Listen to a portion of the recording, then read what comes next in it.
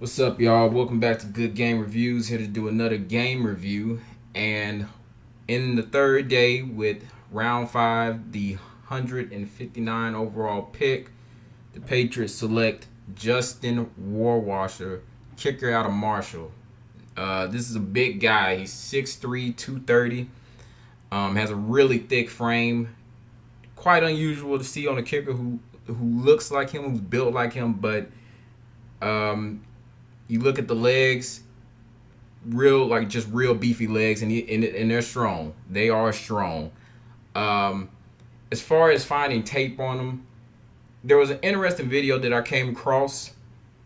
Um, it's under the name Coach Zauner.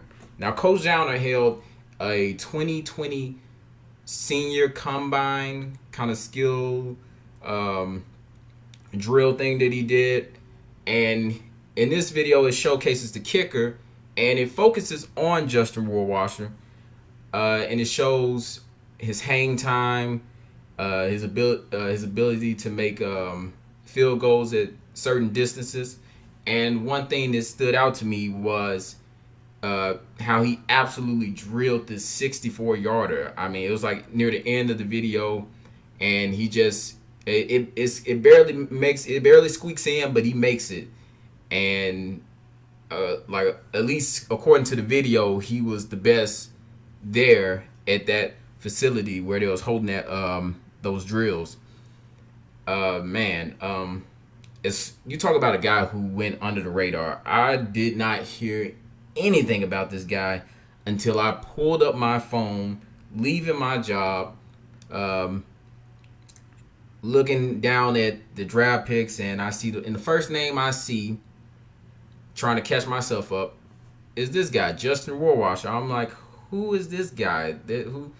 Why didn't they get Rodrigo Blankenship? Like, all these questions started going in my head, so I had to go in here and look up these stats. And I look at his 2019 season, and it looks pretty good. I mean, considering what they passed up, I mean, it's easily his best season if you go back and look at it. 18 field goals made, 21 attempted. Percentage was 85.7, which ties with his 2016 that he had at Rhode Island University. 4 out of 5 on 20 to 29s, 7 out of 8 on 30 to 39s, 5 out of 6 on 40 to 49s, and 2 out of 2 on 50 plus. Had a long of 53. Now, while he doesn't make all of his extra points. If you look at if you look through each season, he misses at least one. 2018, he missed 2, but that's pretty much the most that he's ever missed. It's pretty much like 1 each season that he misses, but for the most part, the guy is automatic.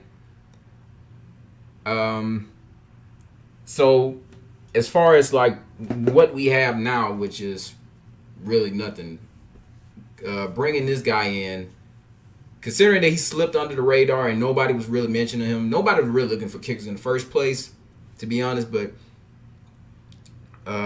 the fact that he was just able to slip under there and the Patriots were able to grab him, I think it was a nice pick. Not at the spot that it was picked in round 5. I feel like they probably could have just waited to grab this guy, honestly, a little later on. But they made the pick. They saw what they saw in him, and that was pretty much the end of that. Now, I really don't even want to touch on this, but I mean, I got to. I mean, it's there. People are going to talk about it. People are going to make jokes about it. As Patriots fans, you're just going to have to deal with this. So I'll just go ahead and just cut right to it. Now, he has a tattoo. All right.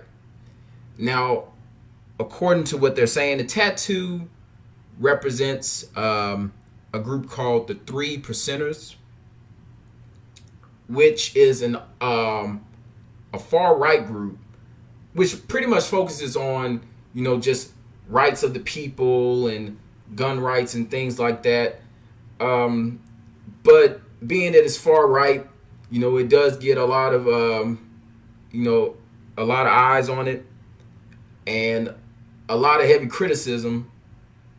And you see the comments like just flashing all over Twitter when you pull this up and you pull up Justin's name and you seeing racist this and racist that and all that stuff. And he explains that he plans to cover up the tattoo because he at first when he got the tattoo he didn't understand what it would become, and initially he didn't really understood what it was. He thought it was a military tattoo, like in support of the military. And to be honest, I feel like the Patriots probably kind of coached him up to give that answer. I don't really believe that he didn't have any idea what the tattoo represented. But I also don't think that he got it to be racist. I just can't compute that. Especially when you go and look into what the group actually represents. Yes, it's a far right group, but yeah. I mean, so he says he wants to cover it up. I mean, if the dude was really bad and all that, he would just say, "Hey, forget y'all. I'ma just wear it, and y'all gonna have to deal with it." But he's deciding to cover it up. So if he decides to cover it up out of respect for the people who he's gonna be working around or whatever, then hey, that's cool. We can get back to business. So you see why I didn't want to touch that, because it's real uncomfortable talking about stuff like that. If it's not football, it's kind of like a meh, kind of like a why am I bothered with this? But that's the deal on that. So never gonna have to bring that up again. Well, that concludes this video. Tune in next time for the next pick, which will be entering the 6th round. Until next time, I'm out.